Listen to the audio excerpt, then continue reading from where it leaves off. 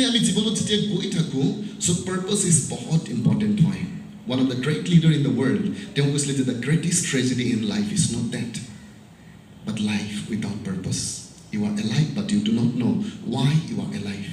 আৰু যেতিয়া মই কিতাপখন পঢ়ি আছিলোঁ মই really ভাবিছোঁ wow that sounds like Jeremiah 1:5 that কৈছে যে তোমাক জন্ম হোৱাৰ আগতে মই তোমাক জানো even another verse ঈশ্বৰে কৈছে before the foundation of the world I know you মই তোমাক জানো actually that means every one of us আমি প্ৰত্যেকজন ব্যক্তি এটা উদ্দেশ্যত created হৈছোঁ amen Amen. আৰু যিদিনাখন আমাৰ উদ্দেশ্য আমি বিচাৰি পাম that time we will encounter fulfillment actually জীৱনত আমি যেতিয়া সফলতাৰ কথা পাতো achievement-ৰ কথা পাতো this is not fulfillment is a different thing fulfillment যেতিয়া আমি define কৰো it's a satisfaction that derives from knowing that you lived a God given purpose and you become the blessing to the humanity then you are fulfilled আমি জীৱনত success-টো বহুত দেখিছোঁ মানুহে financial area success হৈছে career-ত success হৈছে but at last they are frustrated in life something they are looking for কিবা এটা তেওঁলোকে বিচাৰি থাকে আৰু সেইকাৰণে তেওঁলোকে সদায় কিবা এটা নতুন experience কৰিব বিচাৰে but you know actually আমাৰ যিটো spirit man created হৈছে only God fits there ঈশ্বৰ তাত fits হয় আৰু সেইকাৰণে আমাৰ spirit man সদায় ঈশ্বৰক long কৰে and this is the message that God ঈশ্বৰে তেওঁৰ মানৱ জাতিলৈ পঠিয়াব বিচাৰিছে I have loved you with an everlasting love মই তোমালোকক এটা অনন্তকলীয়া প্ৰেমেৰে প্ৰেম কৰিছোঁ and I want to show you মই তোমালোকক দেখুৱাব বিচাৰোঁ that means the word of God ঈশ্বৰৰ বাক্য আমাৰ জীৱনৰ কাৰণে এটা road map হ'ব পাৰে to encounter spirituality success of this world কাৰণ ঈশ্বৰে যিচুৱে কৈছে যে I have come to give you life that life is not biological life that life that word actually যেতিয়া আপুনি দেখিছে তাত জীৱন যিটো আপুনি পাইছে is a life of God actually is a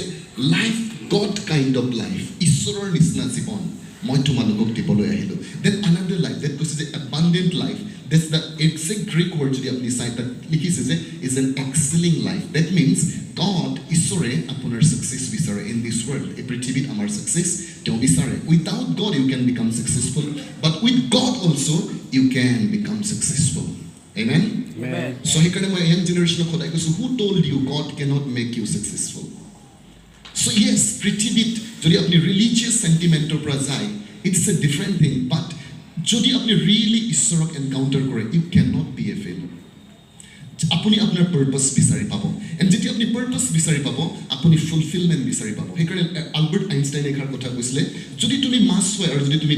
গছ বগাবলৈ চেষ্টা কৰিবা গোটেই জীৱন তুমি ভাবিবা যে মই মূৰ্খ হয় যদি আমি মাছ হয় পানীত থাকিবলৈ চেষ্টা কৰোঁ কেতিয়াবা আমি জীৱনত actually আমি যোনটো ঠাইৰ মানুহ নহয় আমি তাত যাবলৈ try কৰোঁ and we become the আমি actually frustrated হৈ যাওঁ আৰু আমি লাইফত এনজয় নকৰোঁ for example আমাৰ যদি আমি জুবিন গাৰ্গক চাওঁ he has found his purpose actually তেওঁ গান গাই ভাল পায় গান গাবৰ কাৰণে জন্ম হৈছে কোনোবা টিচাৰ হৈ জন্ম হৈছে কোনোবাই লাইক আপোনাৰ নিজৰ ফিল্ডত জন্ম হৈছে যেতিয়া আপুনি পাৰপাছ বিচাৰি পাব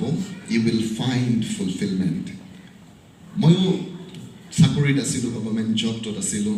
বাট য়েছ আই লাইক মোক ষ্টুডেণ্ট ভাল লাগে বাট এটা টাইম আহিলে there is something in deep inside মোৰ ভিতৰত এটা কথা আছিলে যে I am not satisfied something I am looking for আৰু যেতিয়া মই এইটো ফিল্ডত আহিলোঁ একচুৱেলি নাও এনি টাইম আই কেন গ' ফৰ দ্য লৰ্ড আপুনি যদি মোক 12 ইন দ্য নাইট মাতে আই উইল বি দেৰ that is my passion actually I love to do it actually যিদিনাখন আপুনি আপোনাৰ পাৰ্পাছ বিচাৰি পাব য়েছ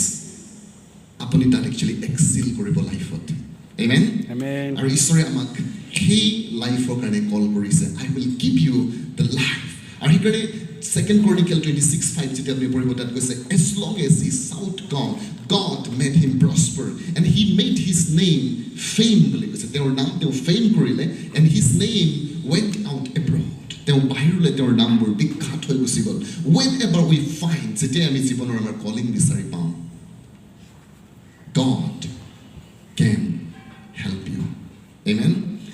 and ঈশ্বৰে কেৱল মাত্ৰ স্পিৰিচুৱেল ডাইমেনশ্যন ৰখা নাই আমাক নেচাৰেল ডাইমেনশ্যন ৰাখিছে যাৰ জৰিয়তে আপুনি আপোনাৰ জীৱনৰ পাৰপাছ বিচাৰি পাব পাৰে ফৰ এক্সাম্পল যেতিয়া আপুনি আপোনাৰ পেশ্যন বিচাৰি পায় আপোনাৰ গিফ্ট বিচাৰি পায় আপোনাৰ এবিলিটি বিচাৰি পায় that are the pointer that you are created for something যেনেকৈ আজি এইটো প্লেটফৰ্মৰ জৰিয়তে আপোনাৰ ভিতৰৰ যি প্ৰতিভা উলিয়াবলৈ চেষ্টা কৰা হৈছে আপোনাৰ সেই প্ৰতিভা আপোনাৰ পাৰ্পাছ হ'ব পাৰে মুচিক ঈশ্বৰে ক'লে হোৱাট ডু ইউ হেভ আপোনাৰ ওচৰত কি আছে কৈছে lord I have a rod মোৰ হাতত এটা ৰোড আছে and this rod will become wonder for you আপোনাৰ ওচৰত ঈশ্বৰে কি দিছে as a gift as a talent that can become your road and that road will bring the wonder in your life and to the society ঈশ্বৰে সকলোকে আশীৰ্বাদ কৰক thank you once again ঈশ্বৰক মই বহুত ধন্যবাদ দিওঁ thank you for this honor